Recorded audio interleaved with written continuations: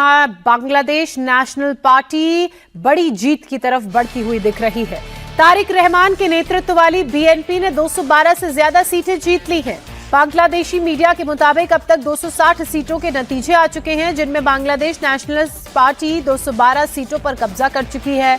वहीं जमात-ए इस्लामी की अगुवाई वाली 11 पार्टियों के गठबंधन को महज 65 सीटें ही मिली हैं, जबकि निर्दलीय और अन्य को महज 4 सीटों पर ही संतोष करना पड़ा। अभी तक के नतीजों में लेफ्ट डेमोक्रेटिक अलायंस को भी सीटों के लिहाज से कुछ नहीं मिला। आज सुबह 9 बजे तक सभी नतीजे सीटों के क्लियर हो जाएंगे। पूर्व पीएम खालिदा जिया के बेटे और बीएनपी अध्यक्ष तारिक रहमान का प्रधानमंत्री बनना लगभग तय हो चुका है। तारिक रहमान ने 2 सीटों पर चुनाव लड़ा था, दोनों पर उन्हें जीत मिली है। रहमान पिछले साल दिसंबर में ही 17 साल बाद देश वापस लौटे। जमात चीफ शफीकुर रहमान ने ढाका में 15 सीटों से जीत दर्ज की। जमात ने अपनी हार कबूल करते हुए कहा उनकी पार्टी सकारात्मक विपक्ष की भूमिका निभाएगी। बगावत के बाद बनी नेशनल सिटीजन पार्टी ने आरोप लगाया कि नतीजे बदले जा रहे हैं।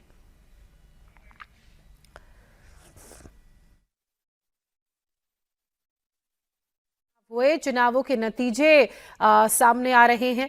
जो तस्वीर इस वक्त दिख रही है वो बताती है कि बीएनपी जीत की ओर अग्रसर है।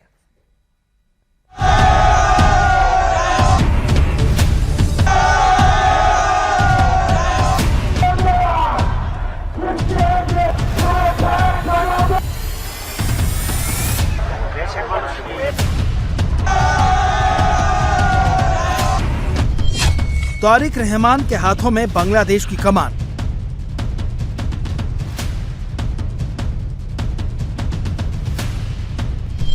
सत्रह साल बाद धमाकेदार वापसी, दोनों सीटों पर जीत।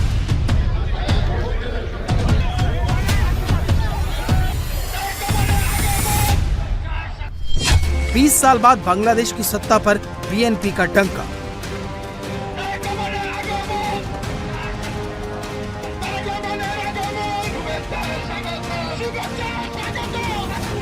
बांग्लादेश नेशनलिस्ट पार्टी बहुमत के आंकड़े से बहुत आगे निकल चुकी है और इसी के साथ तय हो गया तारिक रहमान का मुस्तकबिल।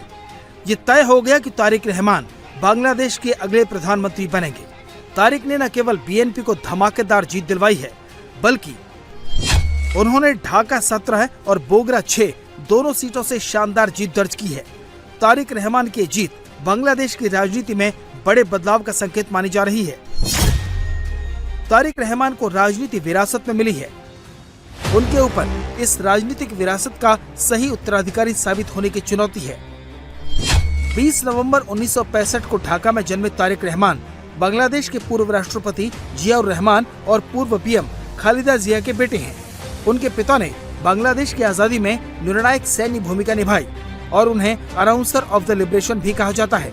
30 मई 1981 में उनकी हत्या के बाद मां खालिदा ने पार्टी की कमान संभाली और बांग्लादेश की पीएम बनी। अब जिम्मेदारी तारिक रहमान के पास है। तारिक के पास राजनीति का पुराना अनुभव है।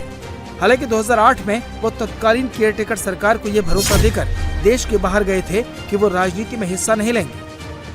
भ्रष्टाचार के आरोपों के चलते तारिक को देश छोड़कर जाना पड़ा था।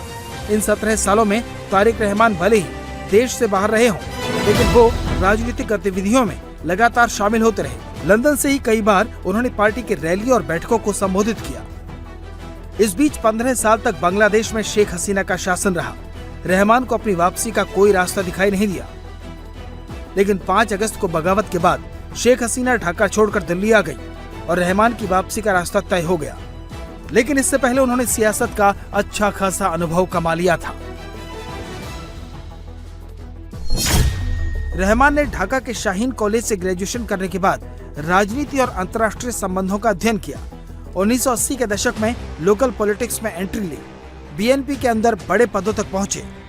खालिदा जिया के शासन में रहमान 2002 में सीनियर रथ की भूमिका की सराहना कर चुके हैं और उन्होंने कहा है कि 1971 के बिना बांग्लादेश की कल्पना नहीं की जा सकती।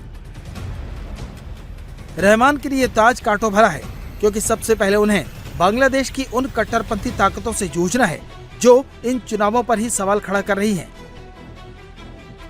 उसके बाद सत्ता की स्थिरता उनके लिए दूसरी बड़ी चुनौती बन सकती है।